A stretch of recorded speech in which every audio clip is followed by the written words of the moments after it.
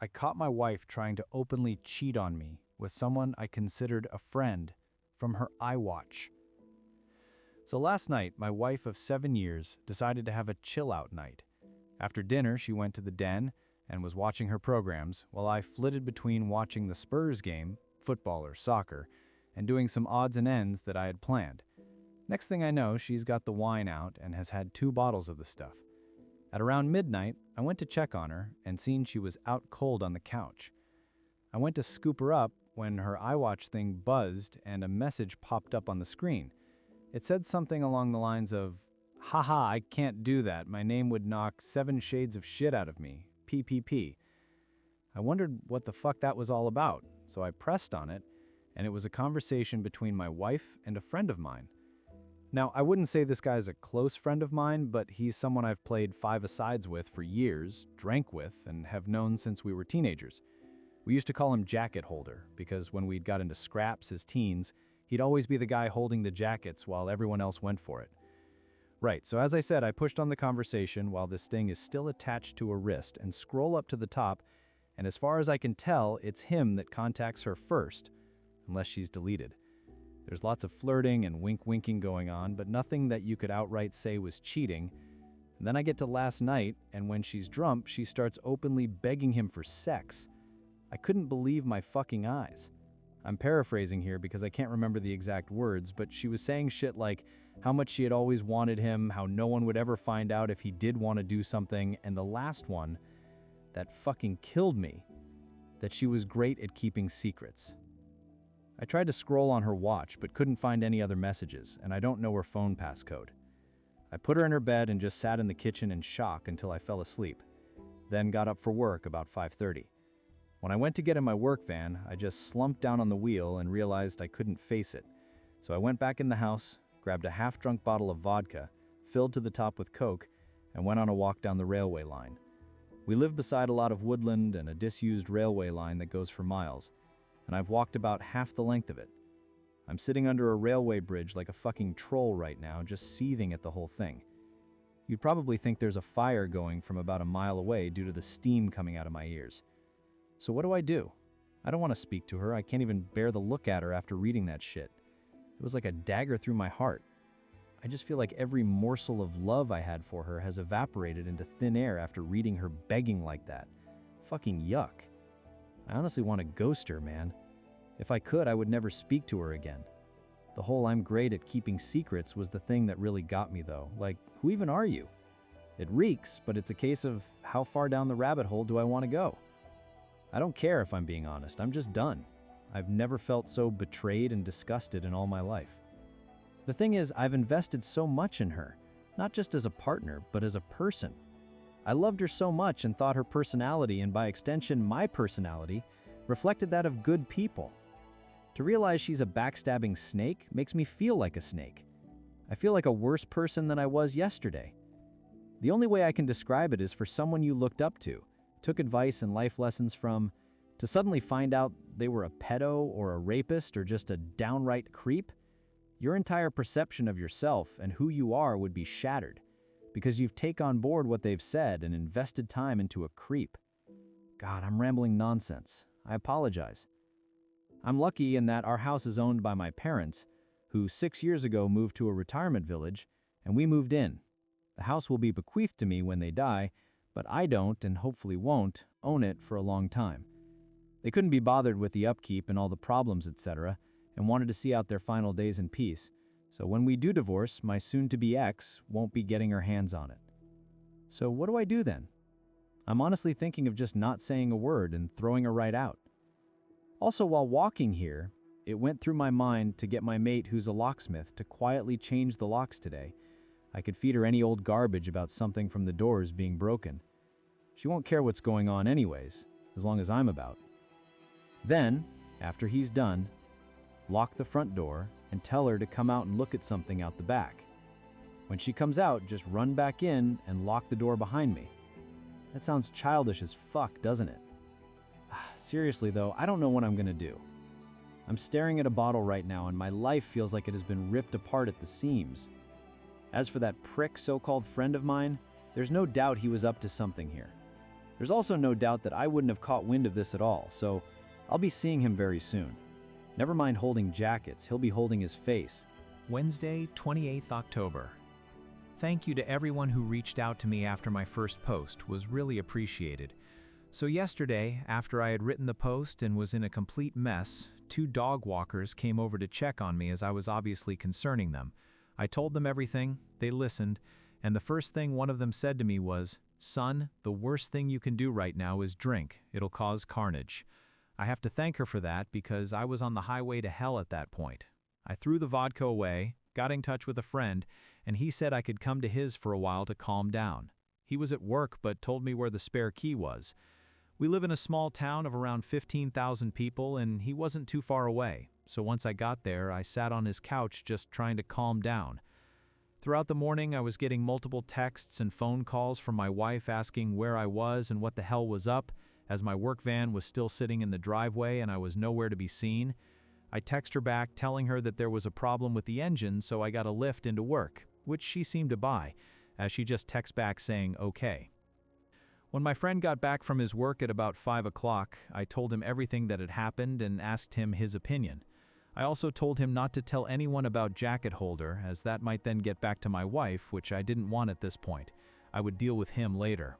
By that, I mean I'll expose what a little rat he is. Knocking fuck out of him doesn't help me at all as of now. As an aside to the people saying he done nothing wrong, he messaged my wife first.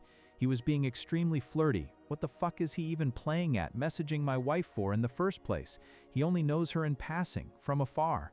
Look, I've got no problem with 2 adults conversing with each other, but they hardly knew each other and it was flirty from the start, as far as I could tell.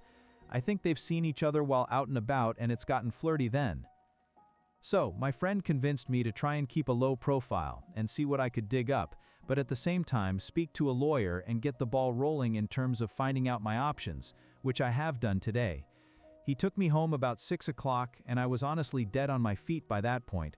I think the adrenaline pumping the entire day then suddenly stopping knocks it right out of you, so I was extremely tired when I got home. The second I walked through the door, I knew something was up as my wife was on me right away asking me all sorts of questions about work.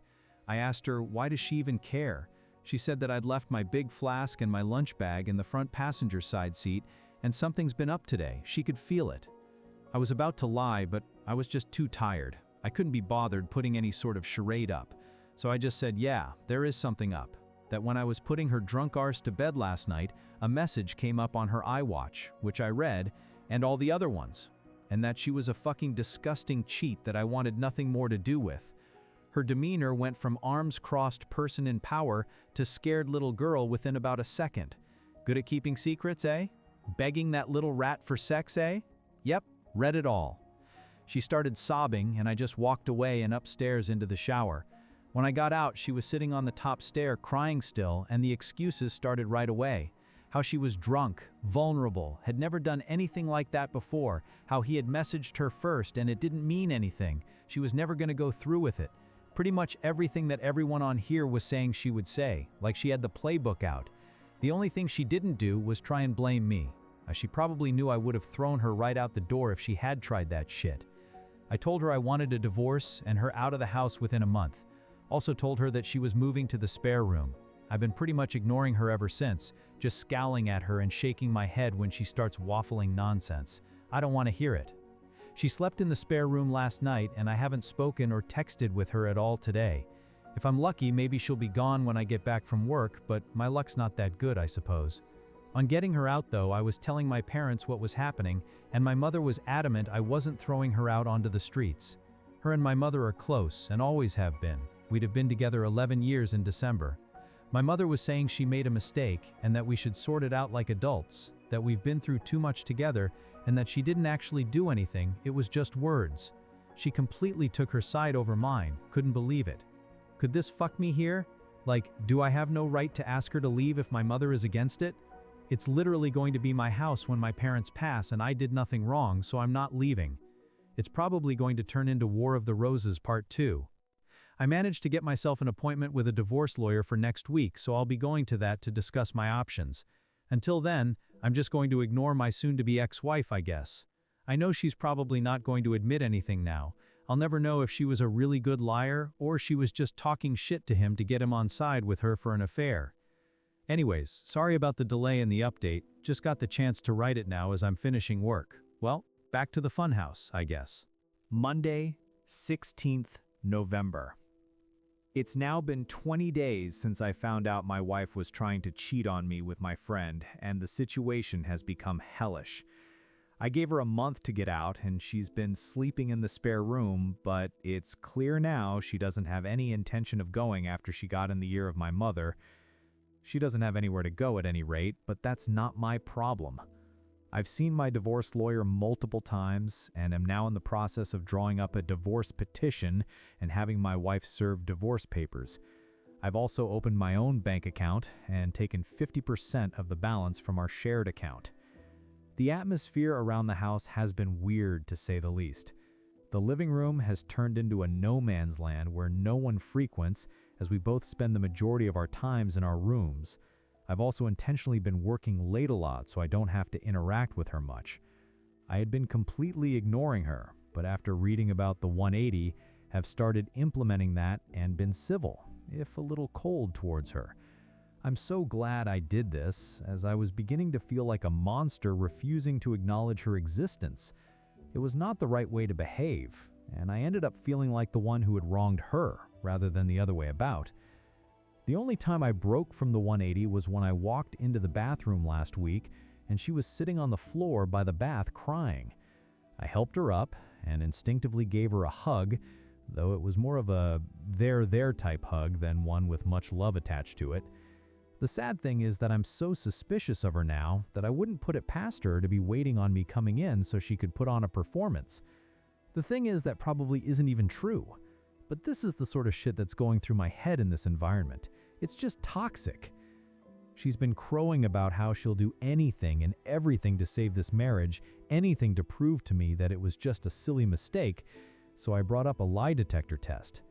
I don't plan on ever getting one done, wouldn't even know where to start. I just wanted to gauge her reaction. She was all for it. Well, until a few hours later when she came to me, tablet in hand, going on about how inaccurate they are and that anxiety and nervousness can throw up false readings. And with her and her anxiety disorder and all, I just laughed. It wasn't even a normal chuckle either. It started as a bit of a cackle and ended in a childish giggle. It appears she would do everything to save this marriage. Well, everything except take a lie detector test, that is.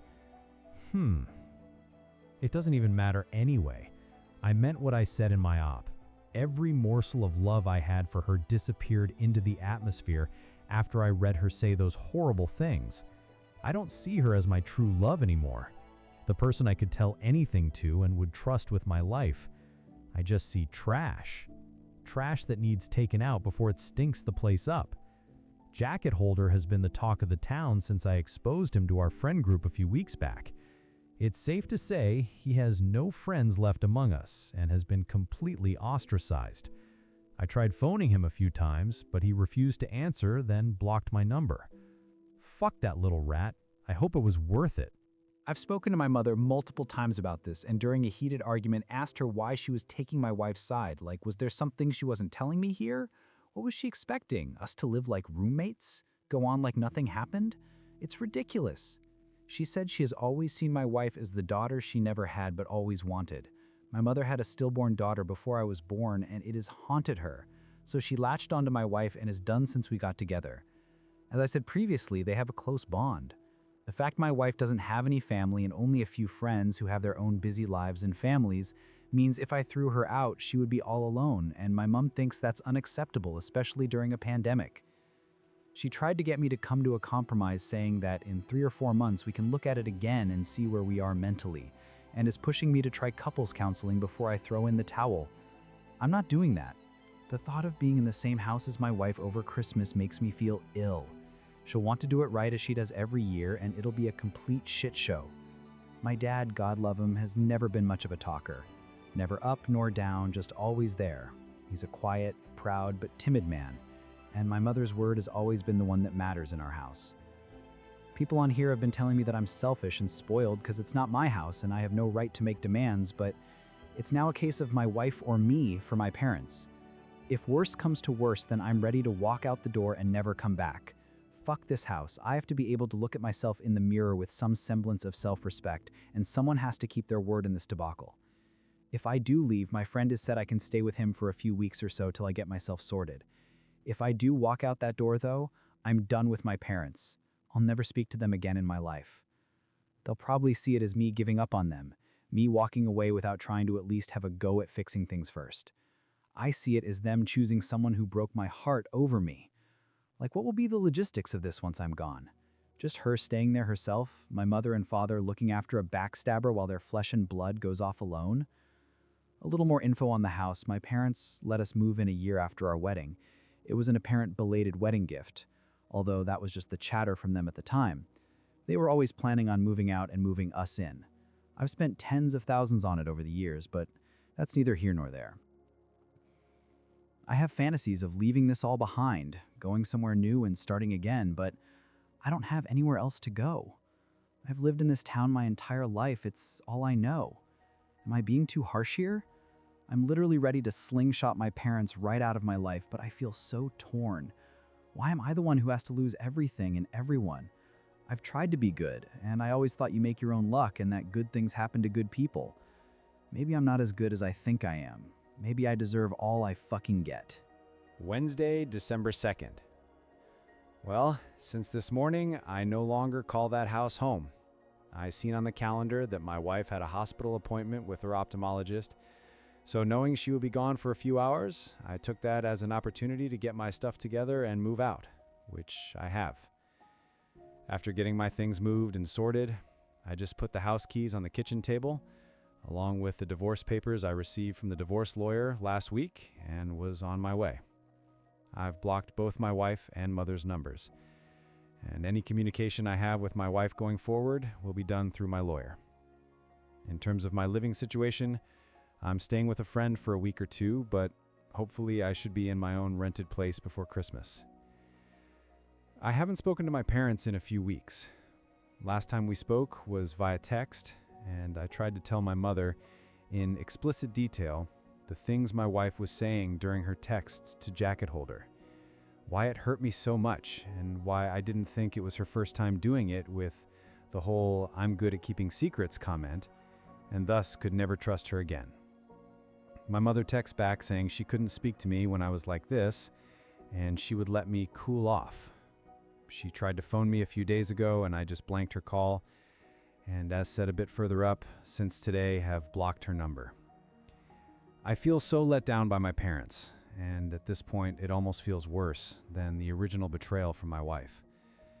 The way I'm feeling right now, I don't think I'll ever speak to them again. I think in times of strife, you look to your family to be strong for you, to be a rock and give you, the wronged one, support. My parents have been weak. They've made me feel like the one in the wrong, like I'm overreacting and it's me that's ripping this family apart. Well, it's not. I didn't ask them to move mountains for me, just move my cheating wife out the house, and they made their choice. My father also had the chance to put his foot down for once in his life and stand up for me, but didn't. You make your choices and you live with them, I guess. Reading some of the comments on here from my previous posts, people have been saying things like, "I threw in the towel so easily. I was looking for a way out and didn't love my wife because I didn't try hard enough to save things." But that's not true. I loved my wife more than anyone on this earth, and I was broken when I discovered what she was doing. I think we all have boundaries, and once those boundaries have been crossed, things change irrevocably. When I read those horrible texts, something changed inside of me. I fell out of love with her, like being snapped out of a spell in the movies. Anything tried after that is just delaying the inevitable. I have to say that I'm interested in the whole dynamic of their relationship now that I'm gone. Like, are my parents going to continue supporting her, knowing that it has finished their relationship with their son? As for me, I'd love to travel. My wife hated flying, so most of our holidays had been to southern England, the likes of Newquay and Torquay and Cornwall, and Devon. So it would be great to travel abroad again. The last time I was abroad was when I was 20 for a mate's holiday in Greece, so 13 years ago. I'd love to see a bit of America, so once this pandemic calms down, I've definitely got my sights on the States. Thanks for reading. Wednesday, May 26th, 2021. It's been over 7 months since I first posted on Reddit, and I honestly thought that was it for me, as I didn't need any more advice. I had made my decisions and done what I said I would, but I got a phone call this morning that has dragged me back into the mire. I have moved 15 miles away, changed my phone number, and I'm still in the process of divorcing my wife. She has completely ignored all the requests from my divorce lawyer to cooperate, which has hindered things. We're now in the process of putting in an application for deemed service and trying to have her served officially by the courts. If she continues to ignore, then I can proceed with a divorce without her input. Well, this morning, while at work, I got a phone call from my friend telling me that my dad was trying to get in touch as my mother is not well and would it be okay if he gave him my number. I said okay, and my dad phoned to tell me mom is in hospital. She's stable, though not great. Obviously, I was shocked as I've not heard my dad's voice for so long. It was also the most emotional I've ever heard him. He told me my mom really wants to see me, so would I meet him at the hospital tonight and go in and see her with him? I said okay, and I've arranged to meet him outside the hospital. I ended up going home from work as I couldn't concentrate, and I'm climbing the walls here, wondering if I've made the right decision, wondering if I'm about to get dragged back into this shit show that I walked away from. I've never felt so nervous in my life, and the lack of control I have over the situation has sent my mind spiraling in lots of different directions. I feel like I'm walking into a burning building blindfolded with no idea where the exits are. Why does she want to speak to me now? Has she had a change of heart? Unless she's also had a personality transplant while in there, I find that unlikely. Will my wife be there? I have no interest in ever seeing her again. I'm still angry about what transpired with them and the way they took my cheating wife's side over mine. I've been going back and forth in my head about going at all, but I will go. I was also thinking about seeing if she wanted to speak over the phone instead, but not sure if she would do that or even if she's well enough. I feel like the bad guy here and that I might have caused this from walking away. How would you handle this? Saturday, May 29th. So I did end up going to the hospital on Wednesday night after much toing and froing. I was genuinely about to back out at the last minute as I felt my bottle crashing, but I needed some closure and knew that I wouldn't forgive myself if I didn't go and something happened. When I drove into the hospital car park, I had this surreal feeling of paranoia and was half expecting my wife to jump out from behind a bush or something. I met my dad at the entrance, and it was pretty awkward as he tried to hug me and I said no. I then said, if my wife is here in any way, shape, or form, then I am about turning and out the door. He assured me she wasn't, and we made our way to the ward where Mom was. When I saw my mother, I got the fright of my life as she looked like she had been in the wars. Never have I seen her look so frail. She's got an extreme black eye, also a lot of bruising and purple, yellowish down one side of her face. She took a serious fall, broke 2 ribs, shattered her elbow, and banged one side of her head/face on the ground. So elbow, ribs, then head in that order as she went down. She looked zombified, but perked up when she saw me. She told me how much she's missed me and that she wasn't sure she'd ever see me again. I told her if she had really wanted to get a hold of me, she could have done. We spoke for a bit about what exactly had happened and how she was down for a few hours before my dad found her.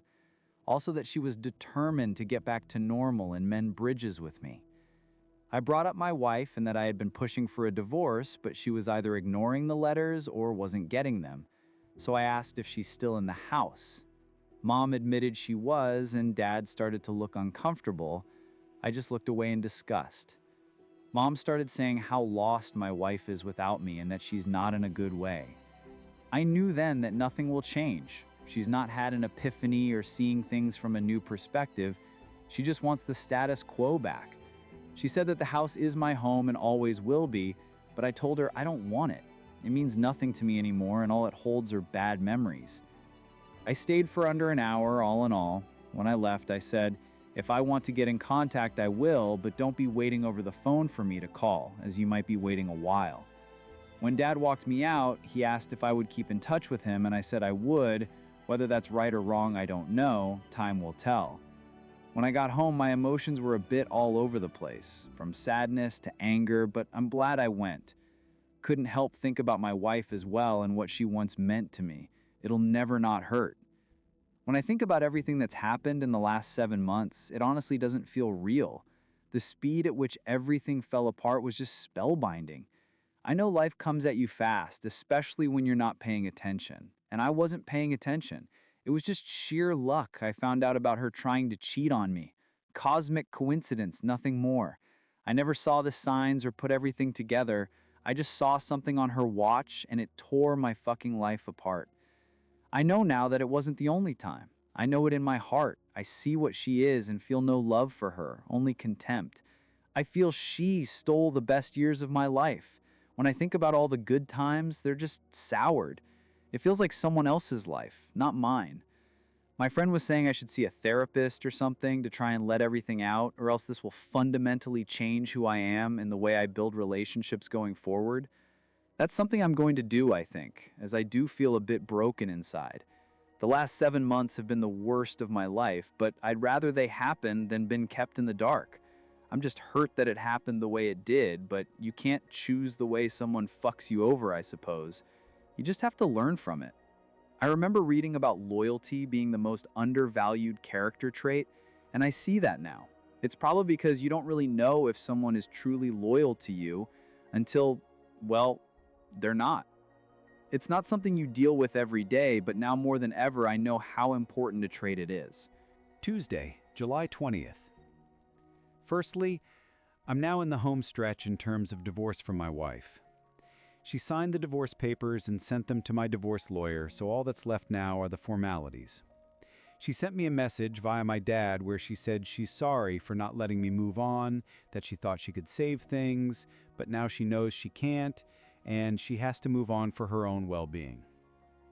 I thank her for seeing sense. She doesn't want anything in the divorce and said she's going to move out of the house when she can get on her feet, which I'm okay with. In terms of my mother, I haven't spoken to her yet, but my dad said she's doing a lot better after getting out of the hospital and getting some normality back. I don't know how things will pan out with them, but I've said that if the house is going to be mine, then I want them to put it into my name now to give me some security, then we can start trying to build bridges. We'll see how that goes. My biggest battles ahead are in my head and trying to get over everything that has happened. The brain is a wonderful yet frightening thing. To give you an example, I can still taste the truffles I scoffed, then threw up at my grand's house when I was like 5. I've never eaten truffles again, but I can still taste those fucking things 30 years later when I think about it.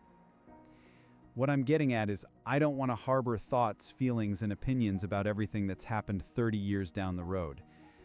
I don't want to be one of those older people who's had everything good knocked out of them by the pain of life. You often hear about those people, how they used to be good, kind, or funny, but somewhere along the line they've had experiences that have forever changed them, turned them into a person they never wanted to be, and all that's left is pain. I don't want to be that person. I have to let this pain go before it consumes me. I have started therapy and spoken to a psychiatrist both over the phone and in person, and it has helped me a lot to speak candidly about everything, if only for a little while. My psychiatrist also said something to me that really struck a chord. When I was moaning about how my best years were behind me, she said, "Your best years are the years you've got left." What I think she meant is, the past is gone. It doesn't exist, except in your mind. But the here and now does, and you can choose to make the most of it, or live in a past that isn't real to anyone but you.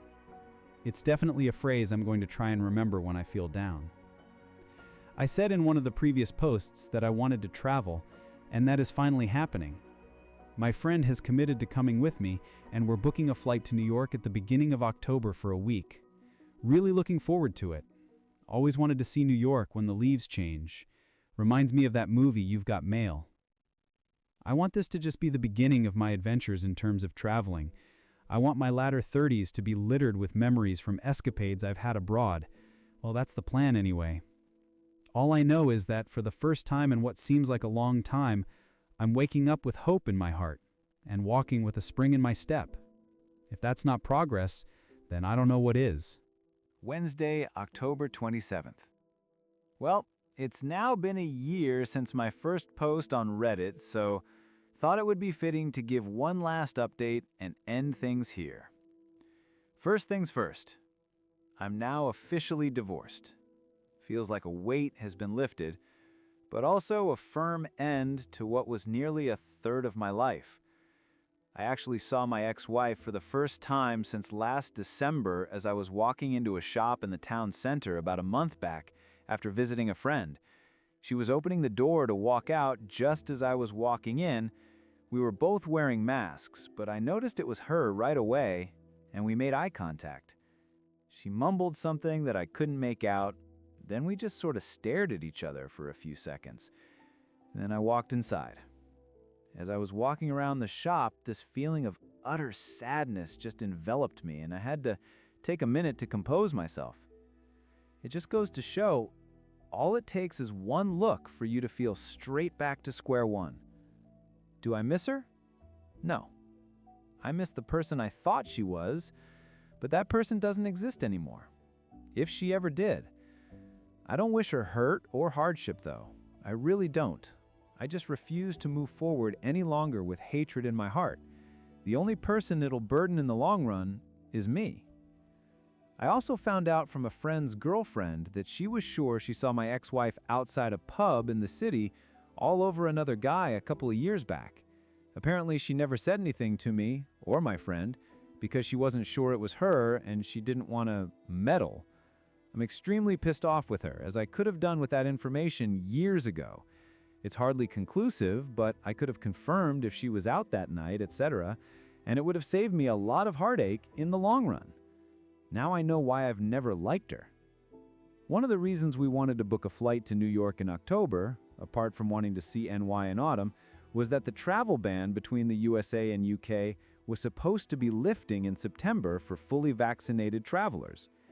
Unfortunately, that has now been moved back to November 8th, which has put our plans into limbo. My friend also can't get the time off work now till the new year, so if I'm to go, then I'll have to go alone, which is a bit shit since we were both invested in going together. I'm pretty set on going in the new year with him, though I'll have to think things through more thoroughly. One thing this pandemic has consistently been able to do is throw up curveballs, so I really can't complain or say I'm surprised. I'll get there though, by hook or by crook. This is just the start of my journey in that regard, remember? I'm struggling when it comes to my parents, in that all I feel toward them is complete apathy. I'm just having a difficult time feeling anything, and no matter how hard I try, I don't think that'll change. My dad has tried to build back the relationship again, but I just don't care anymore.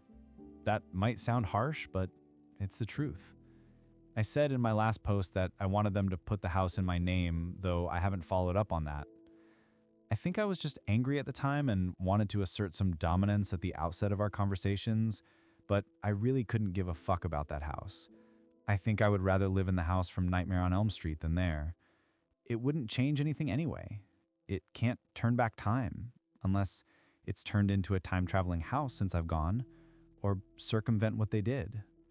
It's just the sad consequence of the choices they made. To anyone out there thinking of forgiving a cheater, please don't, I implore you. You're flogging a dead horse. Don't be that person, desperately scrambling to put out fires started by your cheater partner while they gleefully reignite them. I feel stronger than ever after everything that's happened and reading a lot of infidelity support forums in the last year, that you're letting yourself in for a world of hurt if you don't cut your losses. Kind of a relevant story, but at the start of the year, I had a really scary experience when I cut the back of my trouser leg on a metal bin while brushing against it at work. I never realized it had caused a cut until I went home, and when I went to bed at night, I felt kind of weird. I woke up about 2 a.m. and my leg was pulsating. I felt deathly ill, was seeing double, dizzy, and was alternating between a severe fever and chills. I understood right away it could be sepsis, so I phoned an ambulance, which they said was going to be 2 hours plus as it was a Friday night and at height of COVID, and my thoughts were doing light speed laps around my head while I was hyperventilating like crazy. Do you know the only thing that calmed me down when I was freaking the fuck out? I accepted that I was possibly going to die, and then for some reason, I just didn't feel afraid anymore. I don't know if it was the whole accepting fate state of mind, but when I accepted that it might be over, it took all the permutations out of the equation and everything became very simple and calm. I've been thinking about it a lot lately, and when I think about cheating, betrayal, I feel very similar. You have to accept that what you had is over. It's long gone if someone is willing to plunder such depths and stab you in the back so mercilessly for their own gratification. Fighting that unwinnable battle is noble and all, but when you're pissing into the wind with lottery odds of success, is it worth it? Is it worth the pain? I don't think so. I understand everyone has their own situations with kids, etc., but some fights are just straight up folly. Accept that it's over and things will quickly become clearer. That's just my view. It's only after we've lost everything that we're free to do anything. Tyler Durden, Fight Club. It's funny, I haven't written about my thoughts and feelings since I was in high school. I work up roofs for a living. This experience, though, has coaxed that side out of me, a side that I had pretty much forgotten existed. If something good has come from this fiasco, it's that I'm not going to bottle things up any longer. It's been cathartic for me to get things out there and see the bigger picture of my situation. Writing things down has helped me more than I ever imagined, so it's something I'm going to continue to do, even if it's just writing to myself on a journal or notepad. I think there are instances in your life when, all said and done, that you can put a pin in and say, things were on a knife edge that day and could have gone either way. I shudder to think what would have happened had I not reached out for help on here or seen those dog walkers. I'd likely have been blackout drunk, at death's door in a ditch somewhere, or in jail for firing Darren, aka Jacket Holder, straight through his fucking window frame after going through his house like a tornado. Honestly though, it frightens me to think where I'd have ended up if things had gone south. I was not in a good way, and being drunk, embarrassed, and incandescent with rage is a combination that can cause chaos whatever way you cut it. In the end, I'm just happy I made it out the other side without hurting myself or someone else. Most of my posts have been about the ins and outs of what was happening. However, I think the last few have been more about how I feel towards what has happened. Betrayal just renders such passionate and invasive thoughts. There's no action on this earth quite like it, being stabbed in the back by people that you love. In so many ways, it's unique, and the emotions you feel after it are by the same token equally unique. So, cheers for hearing me out. I said in my first post after finding out that I felt like a worse person than I was yesterday. Well, after everything that has happened, I feel like a stronger one too. Thank you for reading my story.